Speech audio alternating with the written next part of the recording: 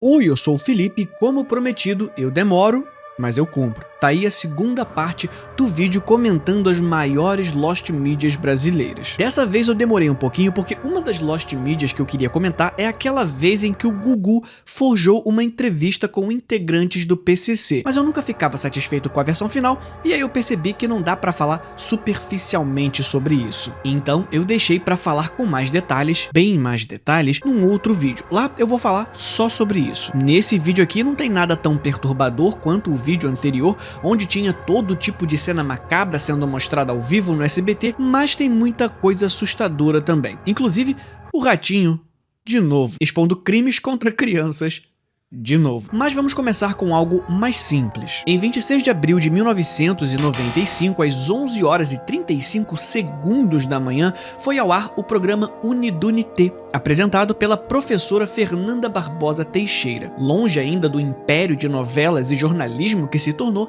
essa foi a primeira transmissão ao vivo da Rede Globo. Depois de Unidunité foi exibida a série infantil Capitão Furacão e também o Teleglobo, apresentado por Hilton Gomes, programa jornalístico que seria o embrião do Jornal Nacional. Mas não demorou muito depois da sua estreia para o canal transmitir alguma tragédia. A mais marcante foi naquele mesmo ano, nos estúdios da própria emissora. Algum supersticioso diria que a tragédia já estava anunciada no calendário. Cláudio Gil, ator e dramaturgo de 33 anos, tinha migrado do teatro para a TV como anfitrião do Show da Noite e abriu o programa dizendo: "Hoje é sexta-feira, 13 de agosto, dia azíago. Mas até agora vai tudo caminhando bem, felizmente." Minutos depois, por volta das 11 da noite, ele começou a passar mal diante das câmeras e morreu ao vivo. Existem relatos de que Glaucio se deitou no sofá do estúdio segurando o peito enquanto a produção tentava contornar a situação. A solução da emissora foi cortar. O programa saiu do ar imediatamente, como aponta a cobertura da época, mas ainda assim não tem registro confiável para testar se ele realmente morreu ao vivo diante das câmeras ou se ainda estava vivo quando o programa saiu do ar. A única certeza é que naquela mesma noite o apresentador morreu ainda nos estúdios, vítima de um infarto fulminante. Do lado de fora, uma multidão se aglomerou nos portões da Globo para tentar entender o que tinha acontecido, e não existe mais qualquer registro do programa, nem da morte, nem outros momentos daquele dia. Mas provavelmente deve estar dentro de uma latinha no acervo da Rede Globo e, claro, nunca vai ver a luz do sol. Cláudio Gil foi sepultado no cemitério São João Batista, aqui no Rio de Janeiro, e o enterro foi coberto pelo Repórter Esso, um dos principais programas de jornalismo da época. O Show da Noite continuou até dezembro de 1965, já sob o comando do radialista Paulo Roberto, mas rapidamente foi cancelado. Só que essa não foi a única vez que isso aconteceu. Dessa vez, ainda Lost Media, mas com mais material disponível. Ele era conhecido por usar fraque, pelo seu dedo em riste e um bordão que marcou a TV brasileira da década de 70 e 80. Nosso comercial, por favor. Flávio Cavalcante foi repórter, crítico musical, compositor e, principalmente, um apresentador conhecido pelo confronto. Quebrava discos no palco, debatia com o júri artístico e transformava polêmica em arte ao longo dos vários programas que encabeçou, como Um Instante Maestro, A Grande Chance e o dominical que levava o seu nome, primeiro na Tupi e depois no SBT. Para você ter uma ideia da moral que o cara tinha, em 1961, ele, então apenas um repórter da TV Rio, esteve na Casa Branca e entrevistou o John Kennedy. Episódio lembrado pelo momento em que o apresentador comentou sobre a aliança do presidente, registrado em uma única foto que sobreviveu e citado pelo seu filho no livro Senhor TV, A Vida com Meu Pai, Flávio Cavalcante, que aliás é o único registro que temos dessa entrevista. Fica aí a curiosidade de uma Lost Media extra. Dá pra acreditar nisso? O cara entrevistou o Kennedy. É ou não é uma curiosidade de explodir a cabeça? Mas então, apesar de não ser lembrado pelas gerações mais recentes como um nome clássico da TV, tipo Chacrinha, o cara tá nesse nível. Aliás, a comparação com Chacrinha é ótima pra explicar. O Flávio Cavalcante era pras elites o que o Chacrinha era pras massas. Tanto que disputou audiência no eixo do entretenimento popular com Silvio Santos, sendo considerados os maiores rivais um do outro. Isso antes do SBT, quando o Silvio ainda era só um apresentador na TV Globo. Sabia dessa? A propósito, a TV Tupi e a TV Excelsior fecharam, abrindo caminho para concessão de novos canais. A TVS do Silvio Santos, que era regional aqui no Rio de Janeiro, conseguiu então se tornar um canal nacional, dando origem ao SBT. E assim, o então rival do Silvio Santos virou funcionário, e em 1983 estreia o programa Flávio Cavalcante, primeiro exibido às quartas, mas depois migrando para as quinta-feiras à noite. E então chegou aquela quinta-feira, 22 de maio de 1986. Nos estúdios do SBT, ele apresentava mais uma edição de seu programa. Ele faz o seu gesto clássico com o indicador para o alto, solta o seu bordão e atrás da cortina do intervalo ele passa mal. Na volta, quem assume é, sim, Wagner Montes, olha ele aí de novo, onde tinha caos da TV brasileira, o cara tava lá. Se não sabe do que eu tô falando, assiste o outro vídeo que eu fiz aqui sobre Lost Mídias. Lá eu falei sobre quando o Ratinho mostrou tortura de criança ao vivo, quando um jornal transmitiu uma adolescente se jogando de um prédio e a bebê que morreu durante um programa sensacionalista. Resumindo, os momentos mais bizarros da história do SBT. Mas enfim, Wagner Montes avisa que Flávio voltaria no programa seguinte, mas não voltou. O diagnóstico foi isquemia miocárdica aguda, mais conhecido popularmente como ataque cardíaco. Flávio foi levado ao Hospital Unicor em São Paulo e morreu 4 dias depois, em 26 de maio de 1986, aos 63 anos. A morte do cara marcou tanto que o SBT declarou luto e saiu do ar até o horário do sepultamento, mantendo um slide fixo com a informação. A íntegra da edição daquele dia não está mais disponível publicamente, e o que se tem são pequenos trechos, geralmente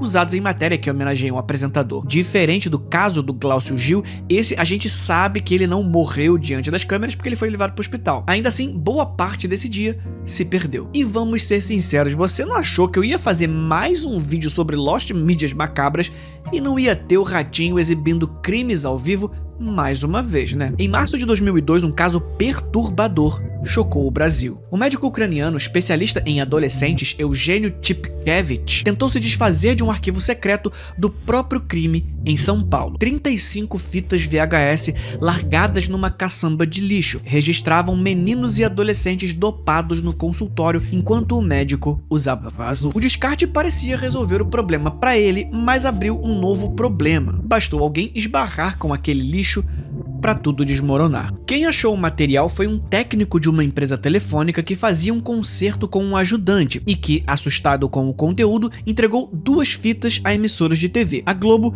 e o SBT, e levou o restante à Polícia Civil. A partir daí, a reputação do especialista ruiu na mesma velocidade com que aqueles rolos de fita mudavam de mão. Até hoje não se sabe muito bem o que a Globo fez com a fita que recebeu. Oi, eu sou o Felipe do futuro e eu tô doente, então desculpa a voz zoada. Mas eu não poderia terminar de editar esse vídeo sem um adendo, porque a gente sabe sim o que aconteceu com as fitas que ele entregou à Rede Globo. E é muito pior do que você pode imaginar. Em 2010 aconteceu a CPI da pedofilia na Alesp e um promotor de São Paulo chamado José Carlos Blatt prestou depoimento onde relembrou o caso. Como consta no Diário Oficial da Assembleia Legislativa, ele contou que o então editor-chefe da Globo, chamado Luiz Malavolta, comunicou ao Ministério Público sobre as fitas. Então o produtor foi até a Globo, assistiu o material e mandou apreender. E é aqui que vem a parte mais bizarra, porque o trabalhador que tinha entregado as fitas não era nenhum herói. Ele queria, na verdade, vender o resto pra Globo ou pro Ratinho. O cara tava tentando fazer uma grana com pedofilia. O cara queria 20 mil reais e aí o que o produtor do Ratinho fez? Disse que não tinha interesse e fez uma cópia do material pra poder exibir no programa. Olha o nível de bizarrice da parada. Então basicamente é isso, todas as fitas foram apreendidas, as que pararam na Globo, as que o cara resgatou e no dia seguinte a cópia que foi exibida no Ratinho. Então desculpa aí a voz zoada e fica com o resto do vídeo enquanto eu cuspo meu pulmão no vaso. Mas quanto ao SBT, a fita foi parar nas mãos do Ratinho. E aí você já sabe, né? Na noite de 20 de março, o programa exibiu trechos do que aparecia nas fitas. Um médico e menores de idade. E aí a gente entra naquele mesmo paradoxo moral do vídeo anterior. Será que se o Ratinho não tivesse exibido a fita do crime do Marcelo Borelli, ele não teria recebido uma punição mais branda, tanto da justiça quanto da população carcerária? Será que o custo da exposição de uma criança para todo o Brasil valeu a pena? Nesse caso aqui, a resposta talvez seja um pouco mais clara. O nome do criminoso ainda não tinha sido revelado, mas em casa, uma mãe que assistia reconheceu o profissional que atendia o próprio filho e procurou a polícia na mesma noite. No dia seguinte, 21 de março, Tipkevich foi preso em São Paulo. A partir daí, fizeram busca no seu consultório, recolheram computadores e identificaram as vítimas nas imagens. Delegacias especializadas passaram a receber uma fila de depoimentos de famílias e ex-pacientes, enquanto peritos digitalizavam trechos, verificavam quadro a quadro, analisavam vozes, destrinchavam os detalhes daquele consultório macabro. No dia 23, o Conselho Regional de Medicina do Estado de São Paulo, o CREMESP, instaurou o procedimento e suspendeu cautelarmente o exercício profissional para evitar maiores danos, para 4 dias depois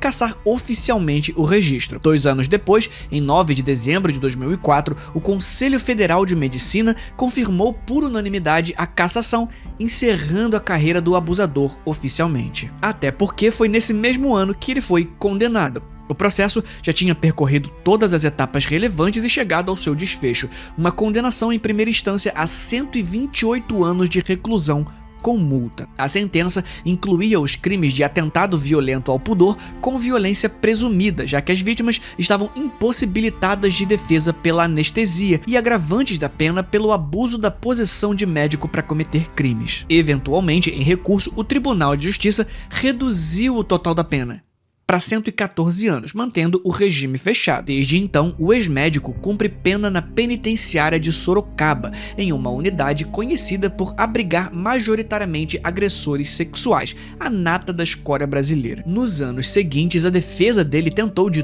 todas as formas conseguir progressão para o semiaberto em diferentes ocasiões, mas as tentativas foram repetidamente negadas. Em uma das decisões, que saiu em 2019, o desembargador Ricardo Cardoso de Melo Tucunduva disse que só voltaria a analisar o pedido para o regime semiaberto depois que fosse feito um exame criminológico. Esse exame é necessário porque, havendo dúvida sobre o estado atual do criminoso, a prioridade é proteger a sociedade. O cara cumpre pena por um crime violento e, por isso, é preciso muita cautela antes de permitir a volta ao convívio social. O desembargador Tucunduva acrescentou que apenas uma equipe técnica prevista na lei de execução penal pode dizer se o preso tem condições de receber o benefício. Um laudo isolado do diretor do presídio apontando bom comportamento não basta. A avaliação deve vir da Comissão Técnica de Classificação, formada pelo diretor, que preside, chefes de serviço, um psiquiatra, um psicólogo e um assistente social. É esse grupo que verifica e deve chegar em uma conclusão unânime se o preso tem ou não o mérito para progredir de regime. E bom, os laudos psicológicos anexados ao histórico processual indicam traços de imaturidade, dificuldades para lidar com ansiedade e frustração, com registros reincidentes de fantasias infantis no teste de Rorschach. Então, todas as decisões judiciais e todas as avaliações psiquiátricas convergem para o mesmo diagnóstico institucional: risco elevado para a sociedade, baixa perspectiva de adaptação fora do cárcere, já que a sua antiga vida de médico foi jogada no lixo, e por isso o único lugar que Eugênio Tipkevich deveria estar é na cadeia por tempo indeterminado. Assim, na verdade, o único lugar que esse cara deveria estar é aquele lugar que, se eu não disse, você entendeu. Mas enfim, o programa do Ratinho, exibido em 20 de março de 2002, é uma lost media porque a gente sabe que ele existiu, uma porção de jornais registrou a repercussão do caso, mas a gravação completa desse dia não está acessível ao público. Se uma cópia ainda existe, deve estar numa coleção de VHS mofando na casa de alguma avó por aí ou no arquivo fechado da emissora. E você já sabe, para mais casos bizarros como esses e que sabe mais Lost Medias no futuro, se inscreve aqui no canal. A propósito, deixa um like e um comentário. Assim você alimenta o algoritmo dizendo que quer ver mais coisas desse canal, beleza? Enfim, esse foi o vídeo de hoje. A gente se vê na próxima. Fui!